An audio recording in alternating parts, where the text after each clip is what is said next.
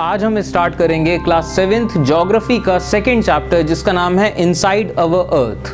तो इस चैप्टर में सबसे पहले हम डिस्कस करेंगे इंटीरियर ऑफ द अर्थ के बारे में और इस टॉपिक में हम बात करेंगे हमारी अर्थ की अलग अलग लेयर्स के बारे में। फिर हम देखेंगे टाइप्स ऑफ रॉक्स के बारे में और इस टॉपिक के अंडर हम डिस्कस करेंगे इग्नियस, सेडिमेंट्री और मेटामॉर्फिक रॉक्स के बारे में और फिर हम जानेंगे तमाम तरह के मिनरल्स के बारे में। तो हमारा सबसे पहला मुद्दा उठता है इंटीरियर ऑफ द अर्थ, यानी कि हमारी जो अर्थ है, हमारी अर्थ के इंटीरियर में क्या कुछ है, यानी कि हमारी अर्थ के अंदर क्या सारी चीज़ें हैं। तो ये समझने के लिए पहले आपको इस चीज़ का आइडिया लेना पड़ेगा कि हमारी अर्थ बनी कैसे। तो आज से करोड़ों अरबों साल पहले एक ऐसा वक्त था जब ना हमारी अर्थ थी, ना ये चांद सितारे थे और ना ही ये पूरा यूनिवर्स था। उस टाइम पे कुछ भी नहीं था, सिर्फ एक एनर्जी थी या यूं कह लीजिए सिर्फ एक ताकत थी जिसका कोई रंग नहीं, कोई रूप नहीं, कोई आकार नहीं। अब उस टाइम पे होता है बिग बैंग। बिग बैंग यानी कि वो जो एनर्जी है वो एक छोटे से पॉइंट पे कन्वर्ट होने लगी मैटर में, यानी कि पदार्थ में, और ये छोटा सा पॉइंट बड़ा होता चला गया और बड़ा होते होते ये पूरा यूनिवर्स बन गया। तो इस तरीके से हमारा यूनिवर्स क्रिएट हुआ। अब जब हमारा यूनिवर्स बना तो हमारे यूनिवर्स में सबसे पहले एलिमेंट जो बने थे वो थे हाइड्रोजन और हीलियम गैस। और वक्त के साथ आगे आने वाले लाखों सालों के दौरान हाइड्रोजन गैस और हीलियम गैस के बादल बनने लग गए अलग अलग जगहों पे। और इन हाइड्रोजन और हीलियम गैस के बादलों से बने तमाम तरह के सितारे, और इन सितारों की जो गर्मी होती है उस गर्मी में हाइड्रोजन और हीलियम गैस के एटम आपस में मिलते जाते हैं और तमाम तरह के अलग अलग एलिमेंट्स बनते हैं, तमाम तरह की अलग अलग चीज़ें बनती हैं। अब जब ये जो सितारे हैं, ये सितारे जब अपनी उम्र पूरी कर लेते हैं तो ये सितारे टूटते हैं, और जब ये सितारे टूटते हैं तो इनके अंदर जितनी भी तमाम चीज़ें होती हैं वो आसपास के स्पेस में बिखर जाती हैं। अब आगे आने वाले हजारों सालों के दौरान, लाखों सालों के दौरान ये जो भी चीज़ें बिखर जाती हैं स्पेस में, ये आपस में टकराती हैं और एक बड़ा मास बनता है। और ये जो बड़ा मास बनता है, क्योंकि ये बड़ा है तो इसमें ग्रेविटी और ज़्यादा होती है, तो ये आसपास की और भी चीज़ों को अपनी तरफ इकट्ठा करने लगता है और सब चीज़ें जुड़ने लग जाती हैं और एक बड़ा मास क्रिएट होता है। और इसी तरीके से वक्त के दौरान ये मास बड़ा होता जाता है और इस तरीके से बनते हैं प्लैनेट्स। तो हमारी जो अर्थ है, हमारी अर्थ भी आज से करोड़ों साल पहले इसी तरीके से बनी थी।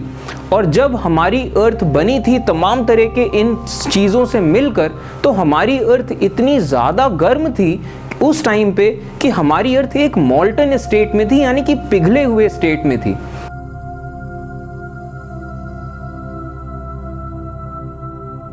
और उस टाइम पे तमाम तरह के मीटियोराइट्स, तमाम तरह के एस्टेरॉइड्स हमारी अर्थ से टकराते रहे और तमाम तरह की अलग अलग चीज़ें हमारी अर्थ में लाते रहे।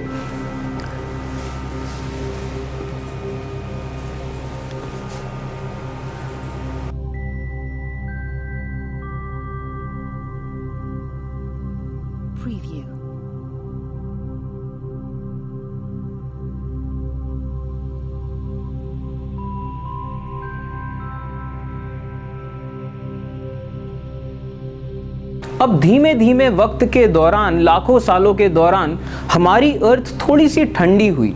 जितनी भी भारी चीज़ें थीं वो नीचे की तरफ चली गईं, जितनी हल्की चीज़ें थीं वो ऊपर की तरफ आ गईं। हमारी अर्थ जैसे जैसे ठंडी हो रही थी, हमारी अर्थ में यूनिसेलुलर ऑर्गेनिजम्स आने लग गए, लाइफ थोड़ा सा शुरू हुई थी, पॉसिबल होना शुरू हुई थी। इसके बाद हमारी अर्थ में तमाम तरह के चेंजेस आते रहे लाखों सालों के दौरान। ऐसे भी वक्त हमारी अर्थ ने देखे हैं जब हमारी अर्थ में आइस एजेस रह चुकी हैं, यानी कि हमारी पूरी अर्थ, एक ऐसा भी टाइम रहे हैं जब हमारी पूरी अर्थ में बर्फ जमा थी।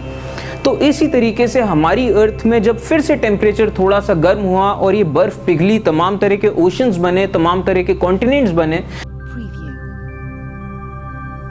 फिर ये लाइफ इवॉल्व होना शुरू हुई हमारी अर्थ में और वो तमाम कंडीशंस आ पाई कि यहाँ पे लाइफ सरवाइव कर सकती है और लाइफ इवॉल्व कर सकती है। तो अभी तक आपको हल्का फुल्का आइडिया लग गया होगा कि हमारी अर्थ बनी कैसे। तो अब स्टार्ट करते हैं ये chapter. Our Earth is a dynamic planet. It is constantly undergoing changes inside and outside. हमारी जो अर्थ है, हमारी अर्थ एक डायनामिक प्लैनेट है। डायनामिक प्लैनेट का क्या मतलब कि हमारी अर्थ में हमेशा कुछ ना कुछ चेंजेस होते रहते हैं। ऐसा नहीं है कि हमारी अर्थ हमेशा एक जैसी रहती है।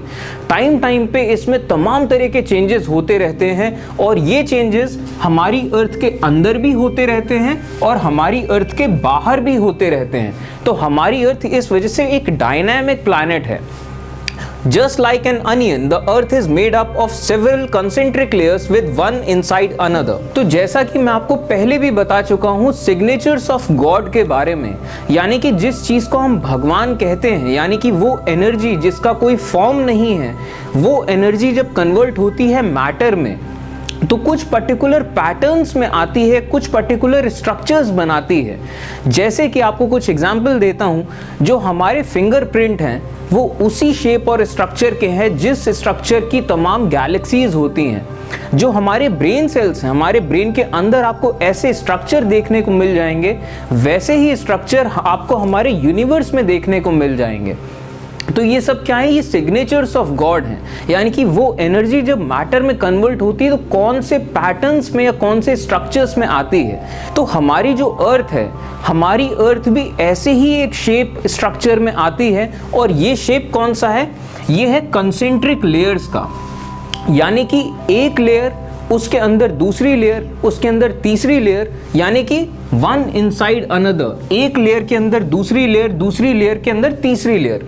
बिल्कुल वैसे ही जैसे कि एक प्याज होती है। प्याज में आपने देखा होगा कि लेयर के अंदर लेयर्स होती हैं, उसी तरीके से हमारी अर्थ के अंदर भी कई सारी लेयर्स होती हैं। अब सवाल उठता है कि हमारी अर्थ के अंदर कितनी लेयर्स होती हैं। तो अगर बेसिक लेवल पे देखा जाए, अभी आप लोग क्लास 7th में है, तो बेसिक लेवल पे अगर बात करी जाए तो हमारी अर्थ में 3 मेन लेयर्स होती हैं और इन 3 मेन लेयर्स का नाम है क्रस्ट, मैंटल और कोर। अब चलिए इन लेयर्स को अलग अलग डिस्कस करते हैं। तो हमारी अर्थ की जो सबसे पहली लेयर है वो है crust. The uppermost layer over the Earth's surface is called the crust. It is thinnest of all layers. It is about 35 km on the continental masses and only 5 km on the ocean floors.